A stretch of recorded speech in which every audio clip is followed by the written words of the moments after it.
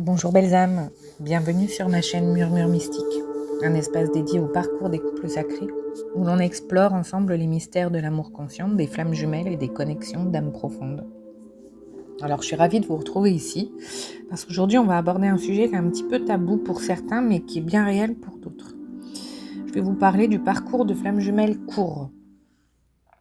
Alors le parcours de flammes jumelles court, contrairement au long, c'est un parcours qui ne s'étale pas forcément sur 10 ou 20 ans, mais qui, en très peu de temps, peut nous faire traverser des étapes qui sont profondes, des bouleversements intérieurs majeurs, et parfois dans un ordre totalement différent de ce qui est écrit dans les récits, on va dire, plus traditionnels. Je vais aussi vous partager mon expérience personnelle, comme d'habitude, comment j'ai vécu une nuit noire de l'âme plusieurs années avant ma reconnexion, comment je suis arrivée à cette rencontre déjà alignée dans ma mission de vie et comment ce parcours continue aujourd'hui à m'enseigner tout en m'amenant à reprendre mon pouvoir personnel. Alors j'espère que mon témoignage pourra résonner chez certains et ouvrir une autre grille de lecture du lien flamme jumelle qui sera un peu plus fluide, un peu moins figé et surtout plus proche de ce que vous ressentez profondément en vous. Alors déjà, on va faire un petit tour des différences entre le parcours court et le parcours long. Alors c'est vrai que dans la plupart des témoignages que l'on trouve sur les flammes jumelles, on décrit souvent un parcours long, difficile, semé de séparations, des silences radio, des nuits noires de l'âme en cascade, et souvent un éveil progressif avec beaucoup d'allers-retours dans le lien. Alors ce parcours long, il est bien réel pour beaucoup, et en effet, il peut durer plusieurs années, voire des décennies.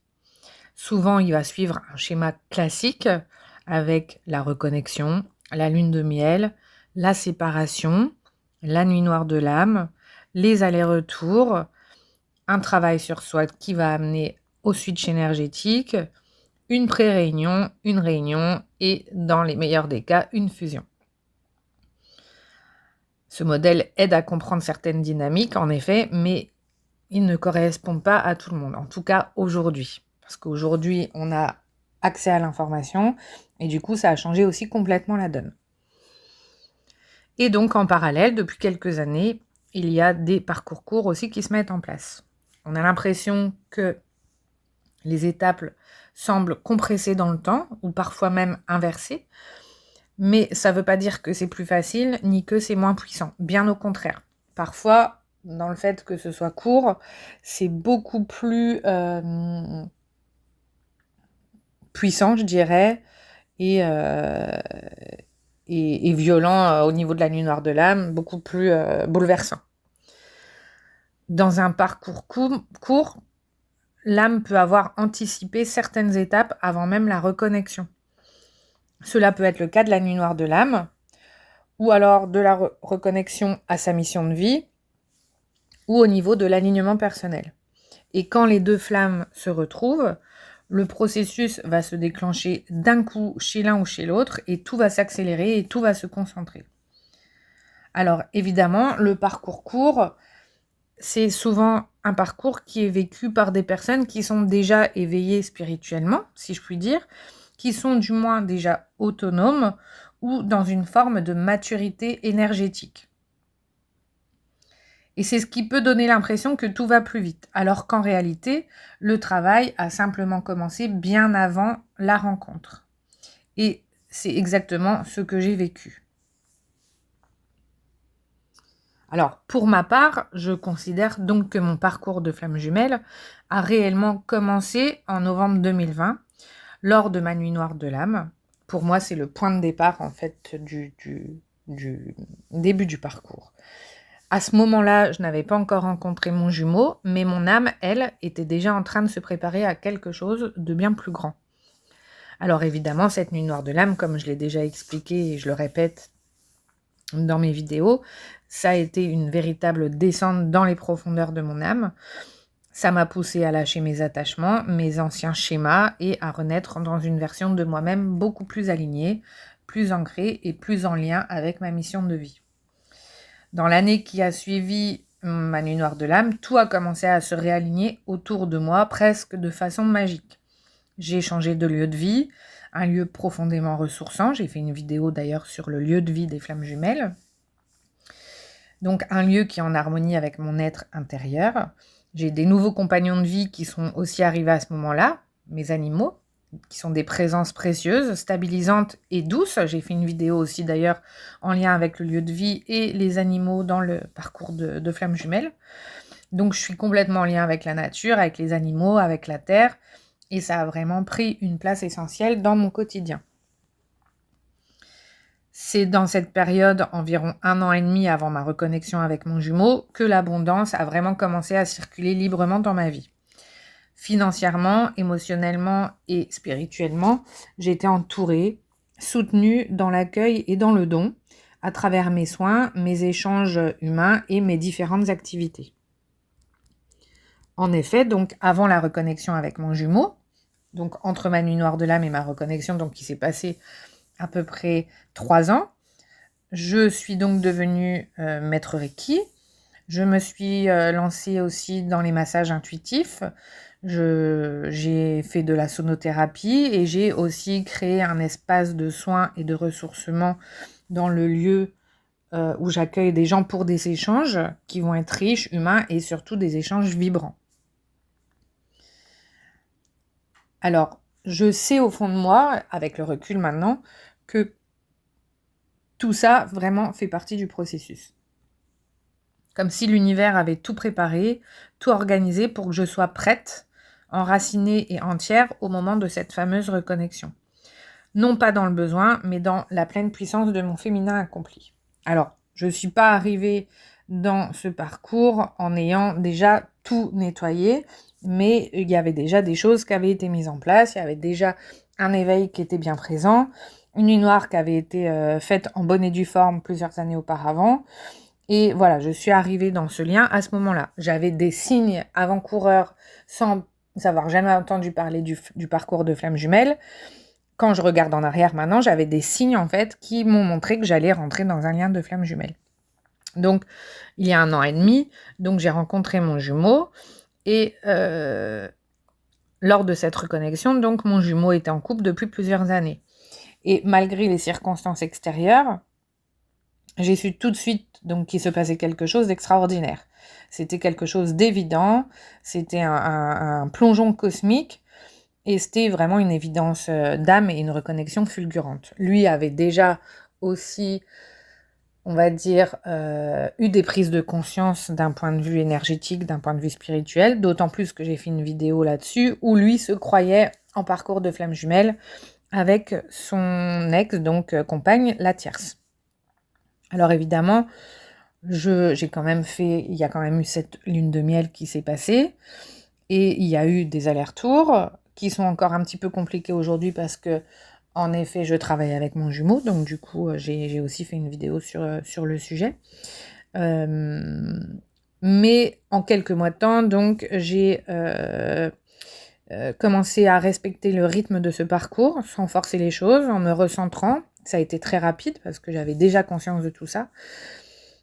Donc là, aujourd'hui, on va dire 1 an et demi après, je suis déjà dans mon switch énergétique, je laisse faire les choses, même si je travaille avec lui quand on est amené à se voir quelques heures par mois, j'ai vraiment coupé, on va dire, l'attachement toxique de la relation flamme jumelle. Donc 10 mois plus tard, après notre connexion, donc sa compagne l'a quitté, juste avant qu'il soit immobilisé pendant plusieurs mois suite à une opération. Et c'est à ce moment-là, donc il y a 6 mois en arrière, que tout s'effondre autour de lui et que c'est le début de sa nuit noire de l'âme. Et à ce moment-là, moi, je suis déjà en train de poser mes limites et le switch est en train de s'effectuer. Donc, je suis en train déjà de me repositionner à ce moment-là. Donc, c'est à ce moment-là que j'ai commencé à instaurer des silences radio entre nos rencontres professionnelles. Donc, on est tous les deux aussi dans des secteurs qui touchent à l'être humain. Donc, pareil, au niveau mission de vie, on est déjà, en tout cas professionnellement parlant, on est déjà plus ou moins alignés, je pense. Et en bref, ces moments que je partage avec lui sont très courts et ça me permet quand même de voir l'évolution du lien sans le forcer. Je dirais qu'aujourd'hui, 1 an et demi après mon parcours, avec tout ce que j'ai appris et tout ce que j'ai pu mettre en place, je me suis vraiment placée en observatrice, en fait, de la relation. Je suis plus dans la relation en tant que telle, j'ai fait un pas de côté et en fait j'observe l'évolution de cette relation tout en essayant de garder une distance émotionnelle. Alors aujourd'hui, mon jumeau est toujours dans le déni du lien, mais en même temps, je sais qu'il est en pleine déconstruction et qu'il est en train de descendre dans ses profondeurs, doucement mais sûrement. Voilà. Alors, à partir du moment où sa compagne, donc la tierce, l'a quitté, moi, à ce moment-là, une autre âme est rentrée dans ma vie. Une âme sœur, donc pas une flamme jumelle, hein, mais une présence qui est venue équilibrer, en fait, le parcours. Donc, je ne suis pas du tout en couple avec cette personne, mais cette rencontre m'a vraiment aidée parce que ça a été comme un stabilisateur énergétique. Grâce à cette personne, j'ai pu cesser de nourrir excessivement le lien flamme jumelle, donc il y a 6 mois en arrière. J'ai pu me recentrer, reprendre mon pouvoir et vraiment faire le point où j'en étais. Je suis persuadée que cette dynamique a été ressentie par mon jumeau, même inconsciemment, comme une sorte d'information vibratoire. Il a dû ressentir que je me détachais et que je revenais à moi-même. Et souvent, ce genre de mouvement est déclencheur pour l'autre flamme. Alors, ce que j'ai compris aussi, très, très rapidement, c'est que le lien flamme jumelle donc, ne signifie pas forcément une relation amoureuse dans la matière, que c'est un lien d'âme, un miroir sacré, et que ça n'a pas besoin d'être nourri matériellement constamment pour exister. Et parfois, c'est dans le silence et la distance que le lien travaille le plus. Je ferai une petite vidéo là-dessus parce que pour moi, à l'heure actuelle, c'est dans les silences radio entre mes déplacements, entre mes moments où je travaille avec lui, que je travaille le plus en profondeur. Et je pense que de son côté, en effet, c'est la même chose. Donc aujourd'hui, je ne cherche plus du tout à forcer quoi que ce soit. J'essaye d'honorer ce lien. Je le respecte, mais je ne m'y attache plus du tout de manière déséquilibrée. Et je continue à avancer sur mon propre chemin, dans ma propre lumière.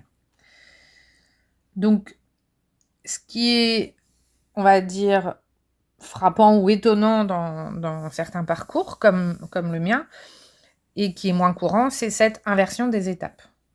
Donc, traditionnellement, on dit que la nuit noire de l'âme arrive après la reconnexion. Chez moi, elle a eu lieu 3 ans avant. Donc, elle m'a préparée, elle m'a renforcée. J'ai rencontré une âme sœur juste avant mon jumeau qui m'a fait travailler ma blessure d'abandon. C'est à partir de ce moment-là que j'ai pris conscience des liens d'âme. Et du coup, il n'y avait pas vraiment de surprise quand j'ai rencontré mon jumeau. Alors, traditionnellement, on pense que l'un des deux, souvent le chaser, court après l'autre. Dans mon cas, j'ai vite mis des limites.